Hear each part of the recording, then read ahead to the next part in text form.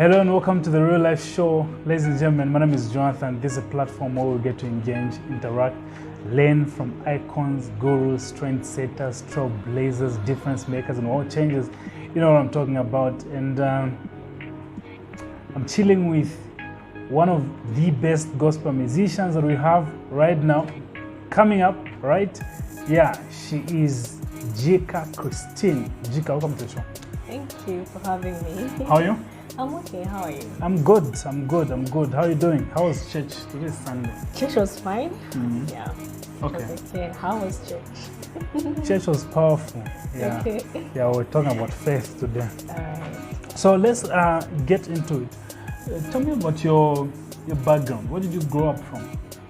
Okay, I grew up from Matero. Yeah. Yes. Born and grew up from Matero.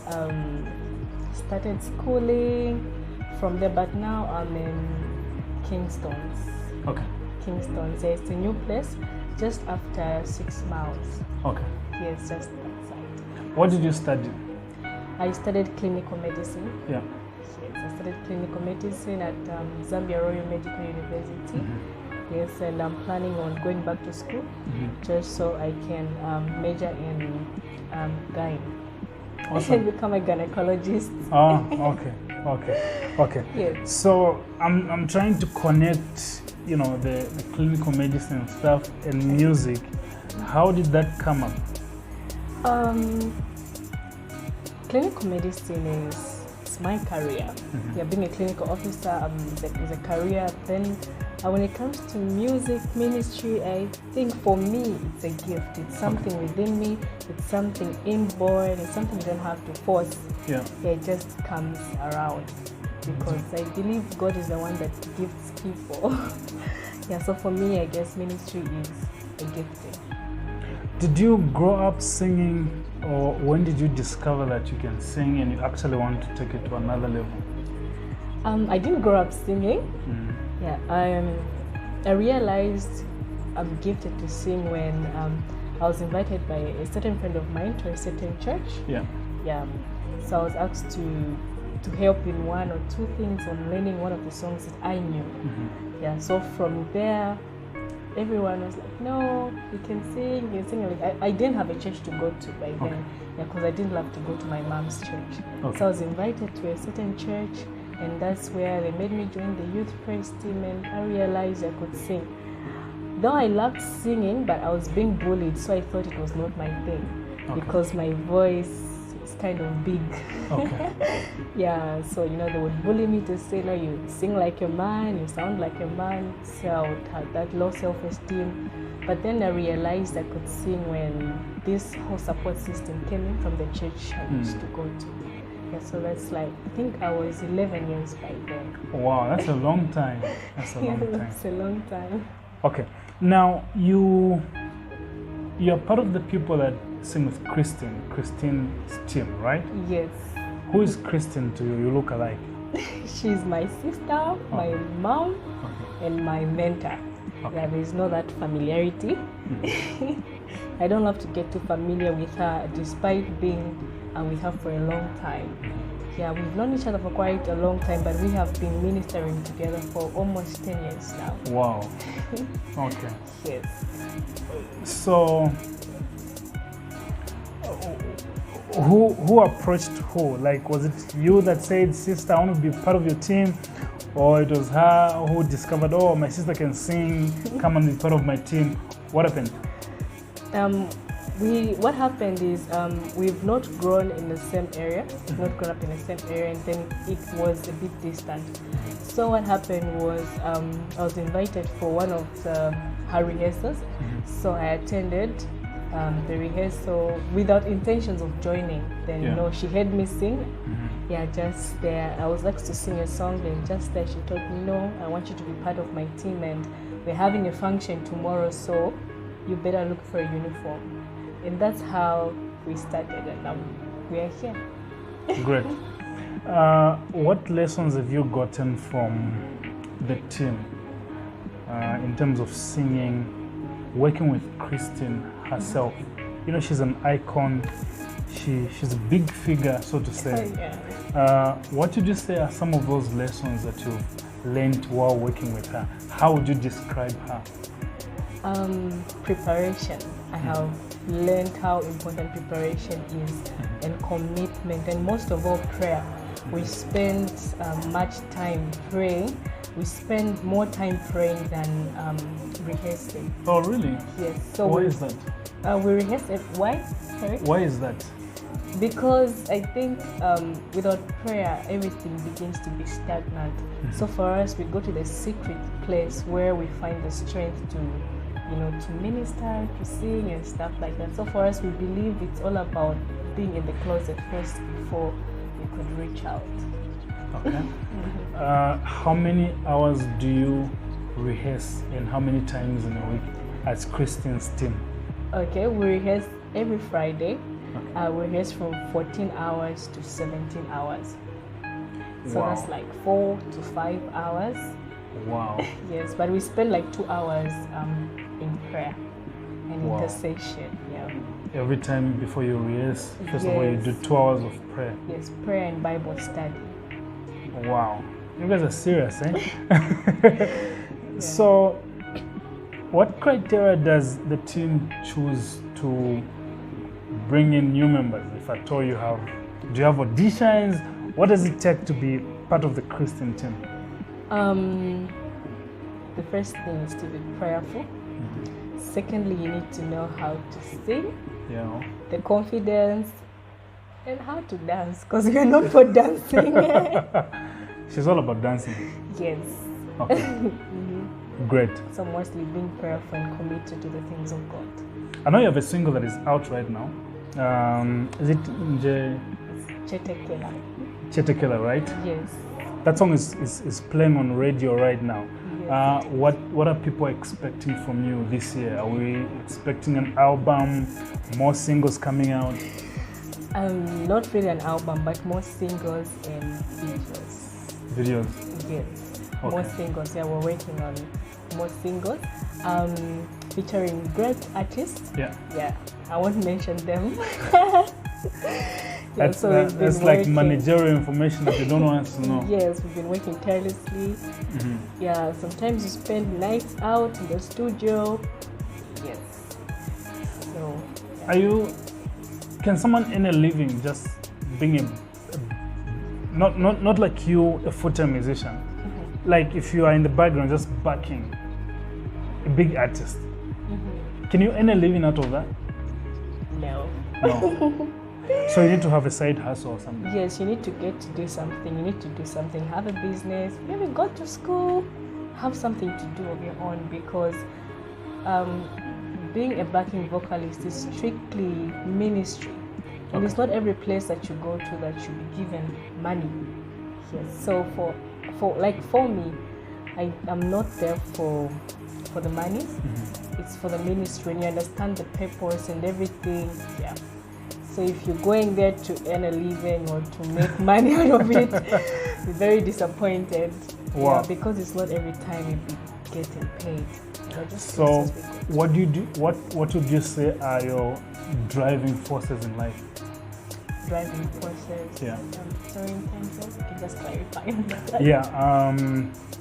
Like, why are you doing what you're doing right now? Since you're saying it's not for money, would you say it's because you're called? Is it your purpose or what? I want more details on that.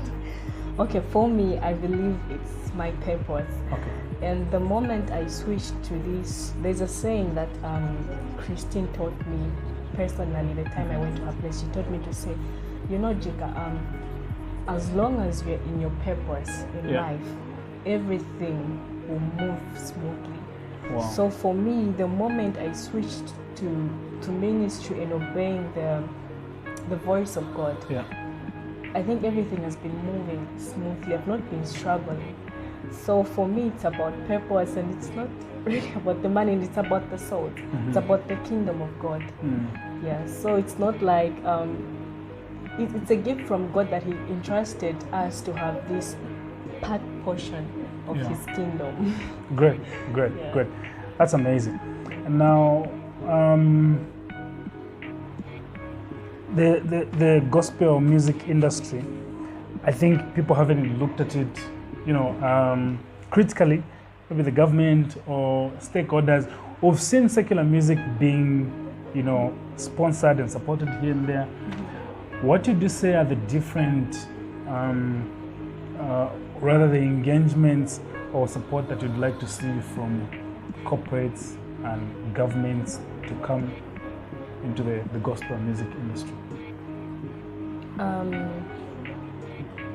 think I didn't get that one clear. Sorry. Okay. What would you love to see maybe happen, or the improvements that you'd love to see in the gospel music industry? Okay. As in people coming in just like how it's supported. Yeah. Do you feel gospel music is supported the way it's supposed to be supported? Okay. Honestly, no. No. Okay. Yeah, it's not been supported.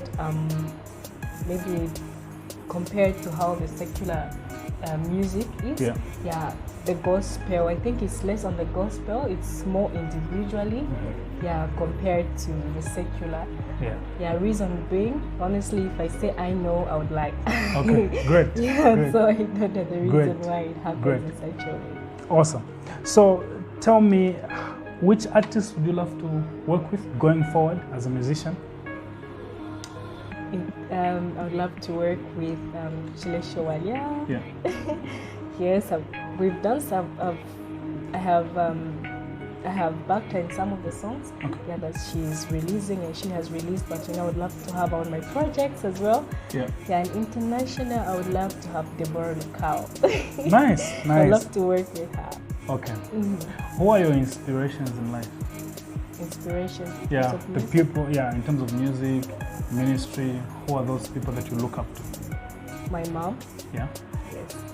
My mom, why? Not because she can sing, but because of how she stands up to pray. Mm-hmm. She's a praying woman, and so I think going forward, I wouldn't love to lose that, being a woman of faith and prayer. And in ministry-wise, of course, Kristine and Deborah Lukao. Great. What would you say is the most important lesson that you've learned so far working with Kristine, or just in general in the music industry? What I've learned, the lesson I've learned is not to look down on anyone. Yeah.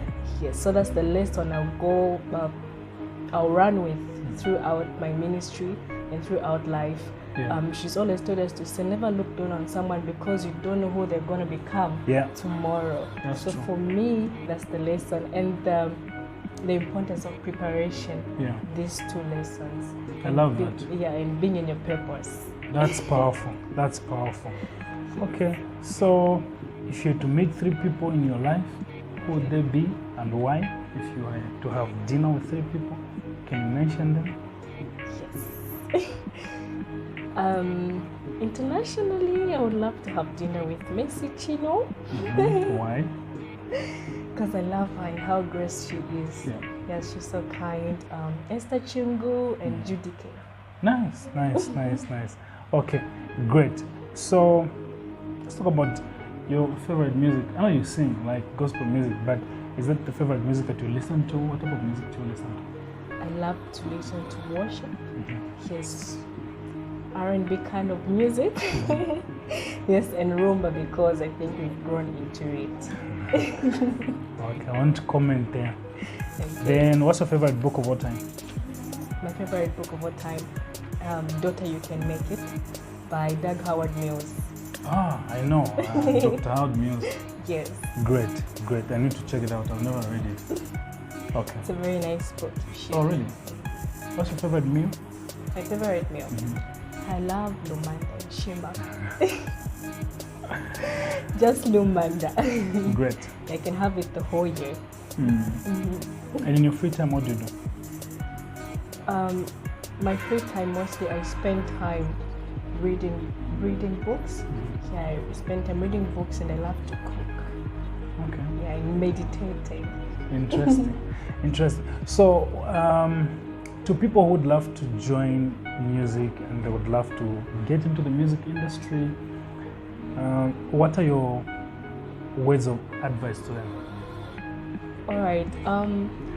My advice would be don't join because you just want to join. Join because you spend time in the closet and you believe it's what God called you for. Because if it's God, it's very visible. It will happen naturally. So you might end up forcing things and then you fail in that area. But when you wait on God, and I think praying about it mostly. Great. Yeah, so that would be the advice I would give someone before they engage into ministry. Know that you're called and know exactly what God is saying about your ministry. Okay. And to your fans who are waiting to listen to your music and projects that are coming up, what should they expect? Tell them. The power and the move of God. Yes, they should expect that, and we're believing God to do great things. We're looking at healing taking place. We're looking at financial breakthrough. We're looking at instant miracles happening through the ministry. It's the reason why some of the songs have not been released yet, because we have been spending time in the closet. The importance of preparation. Where you pray, we want where somebody listens to the song and something in them just moves and something changes. It's not about rushing at the name. It's about the kingdom. Wow, okay. Amazing. So there you have it, ladies and gentlemen. That was the Real Life Show. I was chilling with Kristine's sister, Jika Kristine, right here. And we're talking about her journey in the gospel music industry and what you should expect. So continue watching the Real Life Show. God bless you and stay safe. Peace. Ulipano yawe umupashiwenu twaikatwatata nobukata wenu tata pakatumyufwe. Hi, my name is Chilesha Walyamumba and you're tuned into the Real Life Show with Jonathan. Keep watching. God bless you. Shalom, shalom.